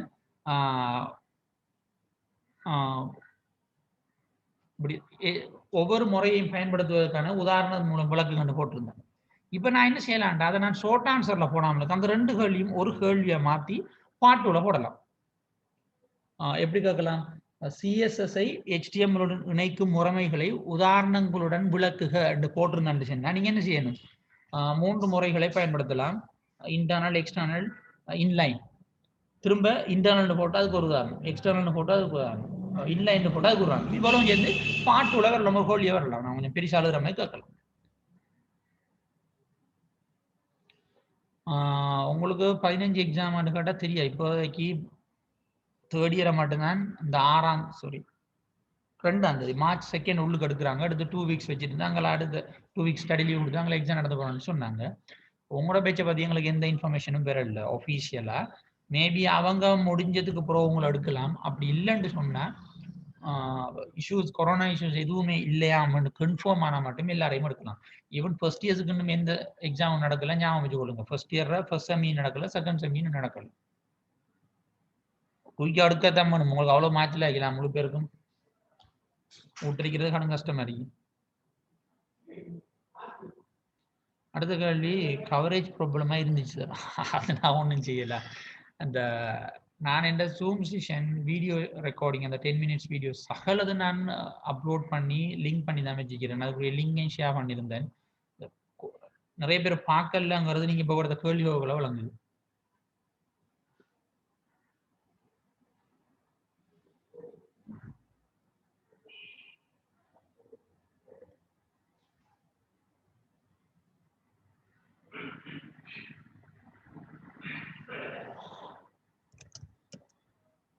ஓகே வேற கேள்வி இருக்கா பிள்ளைகள்?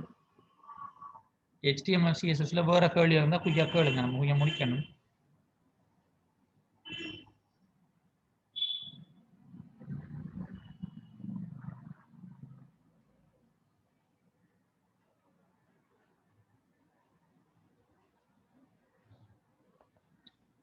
ஓகே இப்போ அடுத்த பாருங்க, மூன்றாம் கேள்வியில பார்ட் B பாருங்க, நெட்வொர்க்கிங்கோட சம்பந்தப்பட்ட விஷயம். கிளைண்ட் சர்வர் மாடலை எக்ஸ்பிளைன் பண்ண சொல்லியிருக்காங்க.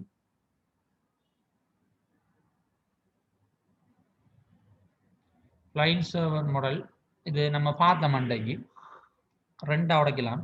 ஒன்று peer to peer architecture, network ஆர்கிடெக்சர்ல அடுத்து கிளைண்ட் சர்வர் ஆர்கிடெக்சர்னு பார்த்தோம். பியர் டு பியர்ல வந்துட்டு சென்ட்ரலைஸ் சர்வர் ஒன்று இருக்க மாட்டான், அதுக்கு ஒரு தனி சர்வர் ஒன்று இருக்க மாட்டான். எல்லா மெஷினும் ஜஸ்ட் ஒர்க் பண்ணும். எந்த மெஷின் ரிசோர்ஸஸை கொடுக்குதோ அந்த ரிசோர்ஸை கொடுக்குற டைம்ல கொடுக்குற ஆள் வந்து டெம்பரரியா சர்வரா இருப்பாரு, அவர்கிட்ட இந்த ரிசோர்ஸ் எடுக்கிறார்கள் டெம்பரரியா கிளைண்டா இருப்பாங்க.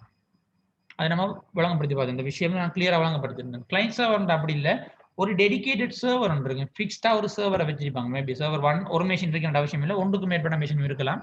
ஃபிக்ஸ்டா ஒரு சர்வர் வச்சிருப்பாங்க. ஸோ அவரோட வேலை என்னன்னு சொன்னா தனிய சர்வீஸ் கொடுக்கறது மட்டும்தான், கிளைண்ட்ஸுக்கு கேட்குற விஷயங்களை பாஸ் பண்றது மட்டும்தான் அவரோட வேலை. அவர் கிளைண்ட்டுக்கிட்ட இருந்து எந்த ரிசோர்ஸையும் எடுக்க மாட்டார். அதனாலதான் அவர் நம்ம சர்வர் சொல்றோம். கிளைண்ட்ல வேற என்ன, தேவையான ரிசோர்ஸை சர்வர்கிட்ட இருந்து பெற்றுக்கொள்றது. ஓகே, இதை நீங்க என்ன செய்யலாம்டா, ஒரு ஒரு ஒரு பிக்சரை நம்ம கிரியேட் பண்ணலாமா? உதாரணம் உங்களுக்கு காட்டுறேன். நான் டோட்டல் மார்க்ஸ் வந்து நான் போட தேவையில்லை பிள்ளைகள், நீங்க பார்க்கலாம் உங்களோட ஓவரால் மார்க்ஸ். இந்த ஓவரால் மார்க்ஸை கன்வெர்ட் பண்ணி பாருங்க. அதுல நான் சில கேள்விகள் வந்துட்டு சில குயிசஸை வந்துட்டு நான் வந்துட்டு சில 20 நிமிஷம், சில குயிசஸ் வந்து 30 மினிட்ஸ் அப்படின்னு நடந்தேன். அதாவது நான் நினைக்கிறேன் 3வது குயிஸ் வந்துட்டு, அடுத்தது 10வது கிளாஸ்ல நடந்த குயிஸ், அடுத்தது 14வது. இந்த 3 குயிஸும் வந்துட்டு பெரிய கேள்விகள் கூட டைம் கூட, அதுக்கு வந்துட்டு பாயிண்ட்ஸ் கூட. நான் இப்போ கன்வெர்ட் பண்ண மாட்டேன், நீங்க அப்ராக்சிமேட்டா பார்க்கலாம். மொத்தம் எத்தனை 7 குயிஸ் நடந்திருந்தா 7 குயிஸ டோட்டலை 30க்கு கன்வெர்ட் பண்ணி பாருங்க. ஓகே, 7 குயிஸ்ல டோட்டலா 30க்கு கன்வெர்ட் பண்ணி பாருங்க. அதுல எத்தனை வருதோ கிட்டத்தட்ட அதுல இருந்து கொஞ்சம் கூடி குறையலாம் உங்களுக்கு. ஏன்டா இடையில அந்த 5வது வீக்லையும் சாரி 6வது வீக்லையும் 10வது வீக்லையும் 14வது வீக்லையும் நடத்தின குயிஸுக்கு மார்க்ஸ் பாயிண்ட்ஸ் கூட. ஓகே, அண்ட் இன்றைக்கு ஒரு குயிஸ் போட்டீங்கன்னு சொல்லல, அது வந்துட்டு எல்லாருக்குரியதும் இல்லை, எல்லாரும் டே குயிஸை செய்ய வேண்டிய அவசியம் இல்லை. யார் யார் குயிஸை மிஸ் பண்ணினாங்களோ ஆல்ரெடி அவங்க மட்டும் செஞ்சா காணும். ஆல்ரெடி எல்லா கேள்வியும் செஞ்சு போட்டு அதில் நான் ஏதாச்சும் ஒன்று ஒழுங்கா செய்யல அதனால இதை செய்யறேன்னு சொன்னா இந்த மார்க்ஸை நான் அவங்களுக்கு எடுக்க மாட்டேன். குயிஸை மிஸ் பண்ண பிள்ளைகளுக்கு மட்டும்தான். பட் இது பெரிய குயிஸ், இது கிட்டத்தட்ட 30 கேள்வி இருக்கு இதுல. ஓகே, ஸோ டே குயிஸ்ல வந்துட்டு இந்த 14 வீக்ஸ் என்னென்ன படிச்சோமோ சகலதும் வரலாம். எல்லாருக்கும் ஒரு கேள்வி வராது, ஞாபகம் வச்சுக்கொள்ளுங்க.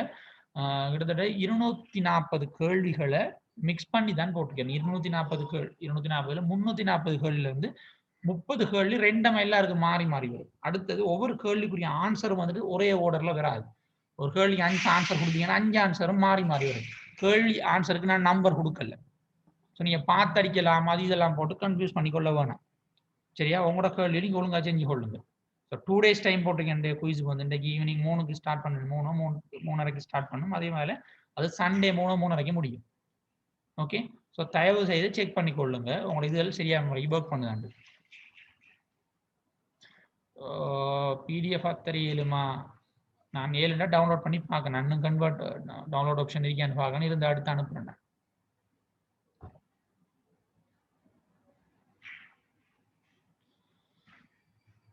ஓகே, நான் இந்த கேள்வி உங்களுக்கு கொஞ்சம் வெயிட் பண்ணேன்.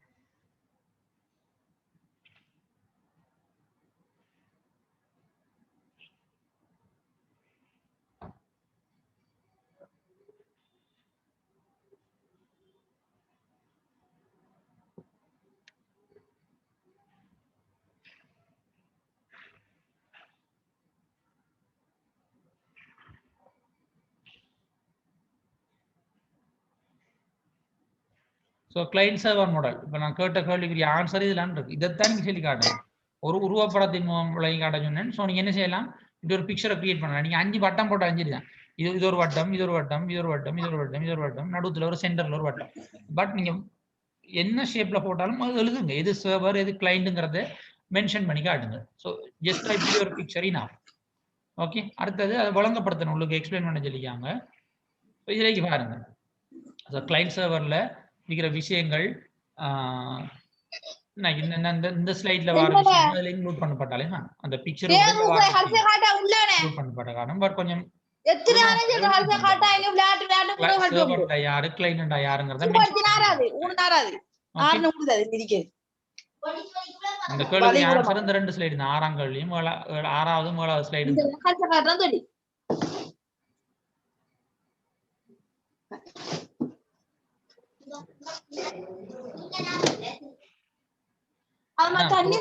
ஏதாச்சும் ஒரு குயிஸை மிஸ் பண்ணிருந்தீங்களா? இது வரைக்கும் 7 குயிஸ் நான் செஞ்சிருக்கேன். அதுல ஏதாச்சும் குயிஸை மிஸ் பண்ணிருந்தீங்கன்னு சொன்னா இன்னைக்கு நடக்கிற குயிஸை செய்யுங்க. 7 செஞ்சாக்கள் நீங்க செய்ய தேவையில்லை. எப்ப சரி ஒரு குயிஸை மிஸ் பண்ணிருந்தீங்கன்னு சொன்னா விடுங்க, அந்த டே கேள்வியை செய்யுங்க. ஸோ நீங்க மிஸ் பண்ண இந்த மார்க்ஸ் எடுத்து நீங்க மிஸ் பண்ண குயிஸுக்குரிய மார்க்ஸை நான் என்ன பண்ணி கொள்வேன்.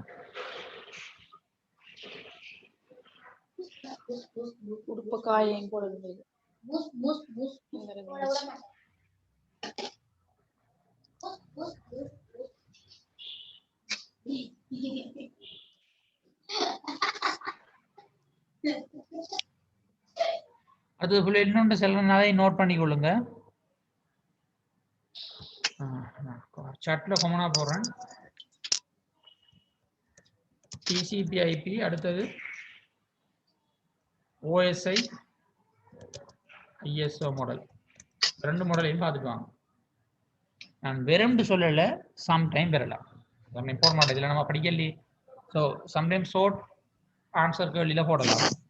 ஸோ நீங்கள் ரெடியாக வாங்க இருக்கு அப்படின்டா என்ன அதில் என்னென்ன விஷயங்கள் இருக்குங்கிறத பார்த்துட்டு வாங்க.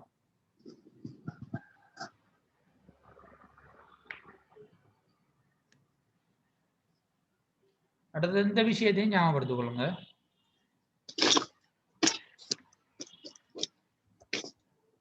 இப்போ நம்ம வைக்கிறது 5th generation 1G to 5G.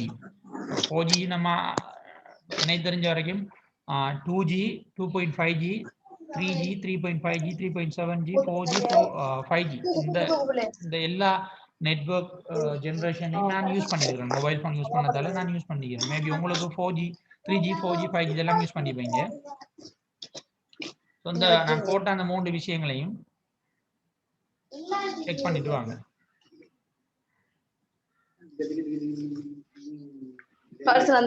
ஒரு கேள்விகள் இருக்கு அப்படி இல்லைன்னா நான் முடிச்சுக்கொள்றேன். நான் ஜும்மா போற கேஸ் இருக்கு நிறைய பேர்.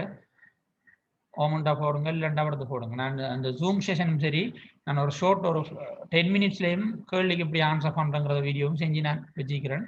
எல்லாமே வந்துட்டு நான் இதில் போடுவேன் வெப்சைட்டில். அந்த லிங்க் உங்களுக்கு ஷேர் பண்ணணும், செக் பண்ணிக்கொள்ளுங்க. BLE செக் பண்ணிக்கொள்ளுங்க. வர கேள்வி இல்லையா? நான் க்ளோஸ் பண்ணட்டுமா பிள்ளைகள்?